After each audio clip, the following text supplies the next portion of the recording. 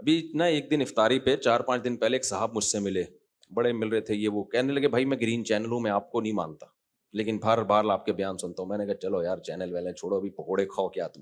خیر اچھے عزت سے کہتے ہیں لیکن میں ایک فلاں مولوی کو سنتا تھا تو مجھے بڑا دھچکا لگا ہے.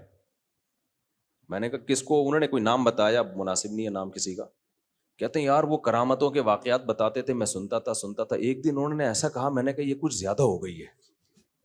کہتے ہیں میں نے کہا یہ کچھ زیادہ ہو گئی. میں نے کہا فار ایگزامپل؟ کہتے ہیں اس کے بعد سے مجھے تھوڑا جھٹکا لگا ہے. لیکن ہیں وہ اسی چینل میں، مطلب ان کا کسی خاص مولوی سے بدگمان ہو گئے وہ.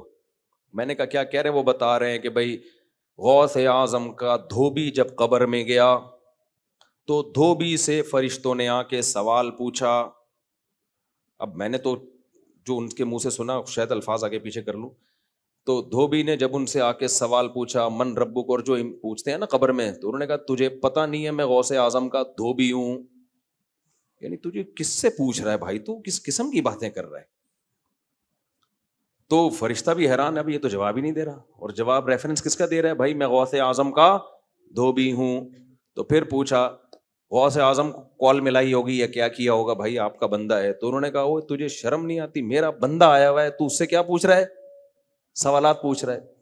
تو جو میرے ساتھ افطاری میں پکوڑے کھا رہے تھے، انہوں نے کہا کہ میں نے کہا یار یہ تھوڑی کیا ہو گئی ہے بھائی، زیادہ ہو گئی.